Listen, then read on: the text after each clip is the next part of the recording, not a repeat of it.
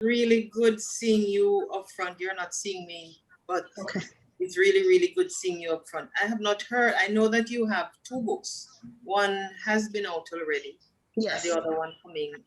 But could you tell us a little bit more about what inspired you to do your first book and what's it called?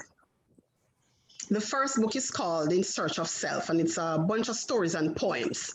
So when I came here, it was kind of lonely, right? There's no family here and all of that. And so I started when the memories came back to me at night or doing work, I would just jot down what I'm feeling and kind of turn it into a poem.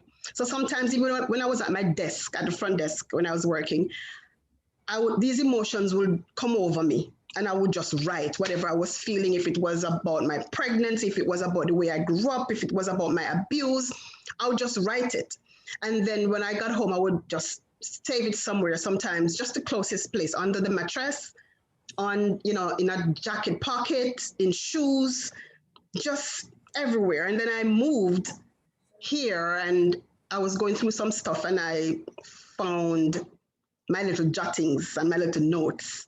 And my friends are always telling me, Tarsha Campbell, you should write a book, you should write a book. And so, I decided, I said, maybe if I wrote what I'm feeling, it would help me heal. And so I began writing.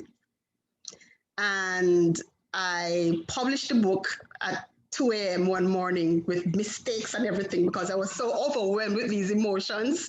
And I figured, I'm like, oh my God, what's happening? And what's going to happen? So I just closed my eyes and just pressed publish on Amazon. And my goodness, the overwhelming response that I received from the first book. As a matter of fact, it was supposed to be one book. These two books were supposed to be one, but I couldn't. I was in the middle of doing my master's when I was writing it, and I just couldn't do it anymore. I was overwhelmed with work from school and from work, and so I cut the book in half so I could finish it.